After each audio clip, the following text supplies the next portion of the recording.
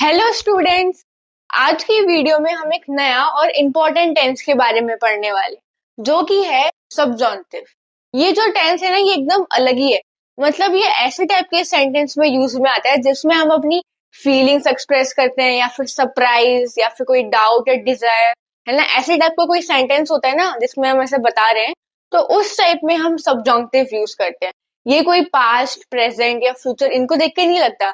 ये तब लगता है जब हम कोई फीलिंग्स या फिर कुछ इमोशंस एक्सप्रेस कर रहे हैं सेंटेंस में, या कुछ डाउट बता रहे हैं, किसी को ऑर्डर एक्सप्रेस कर रहे हैं, तो उस टाइप के सेंटेंस में हम इस सब्जॉन्टिव को यूज करते हैं। ठीक है, तो चलो फिर शुरू करते हैं सब्जॉन्टिव से कि क्या उसमें वर्ब्स की फॉर्मेशन होती है।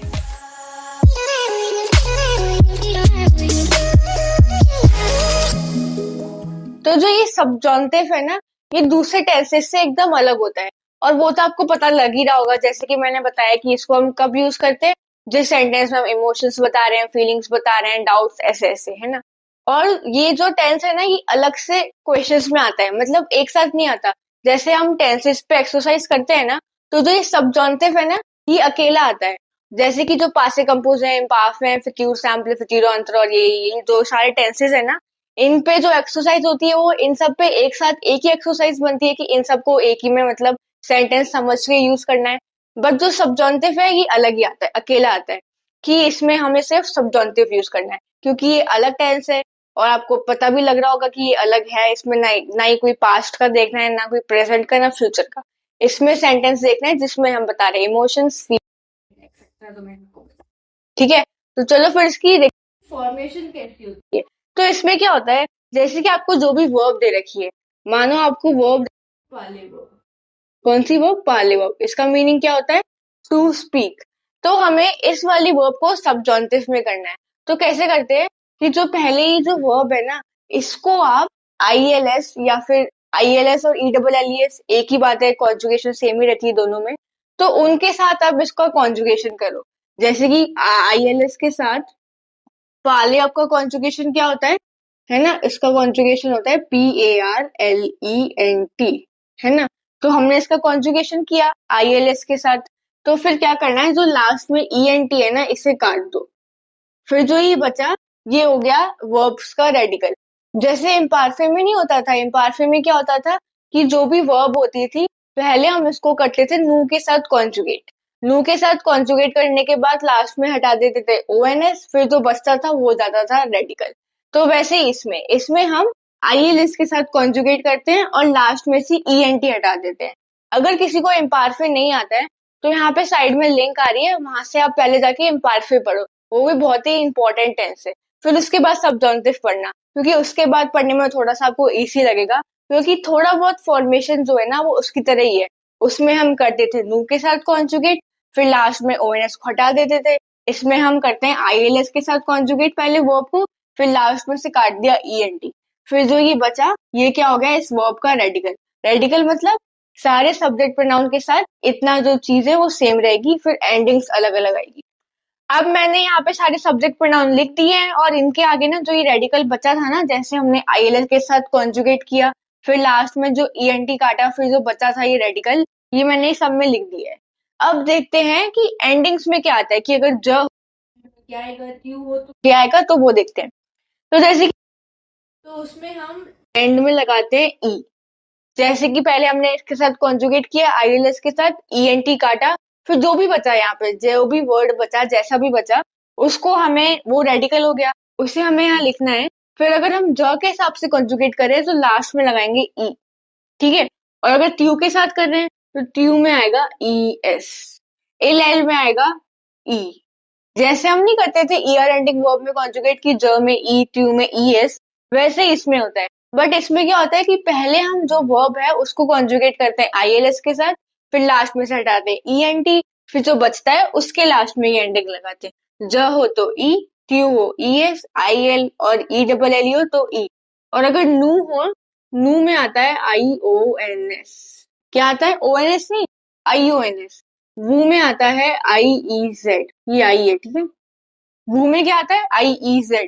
और ILS और ELLES में आता है ENT। ठीक है, तो क्या होता है, नू में IONS, ONS नहीं IONS, वू में IEZ, और ILS और ELLES में आता है ENT।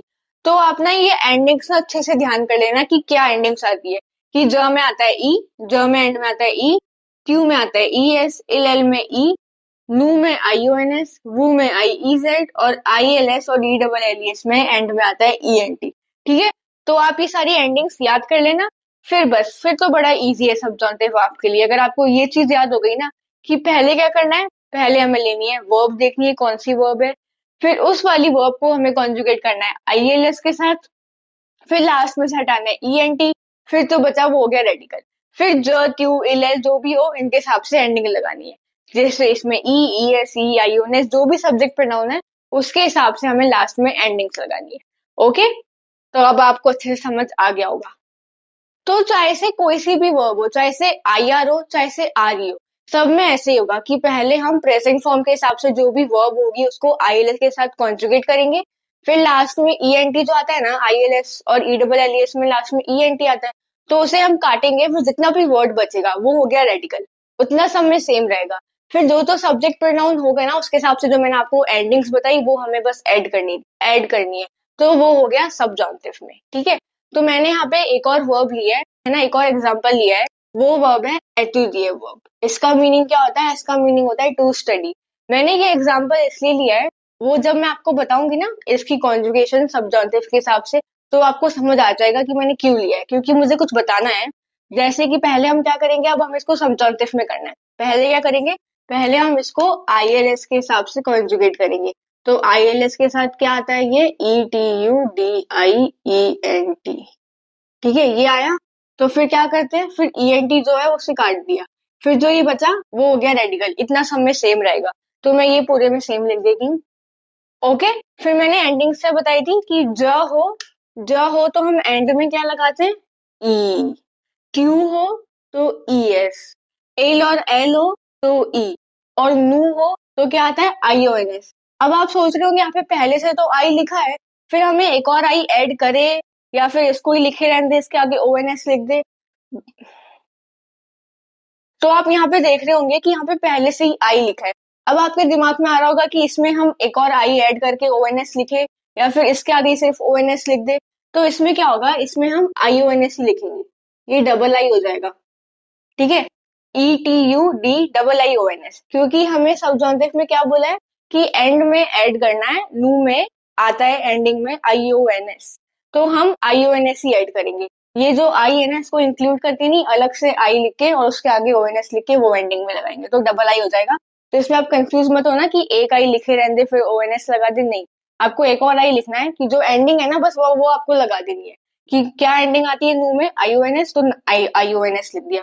वू में क्या आती है IEZ, तो IEZ लिख दिया। और ILS और ELLES में क्या आती है ENT, तो ENT लिख दिया। ठीक है, तो ऐसे करते हैं हम सब्जॉन्टिव में।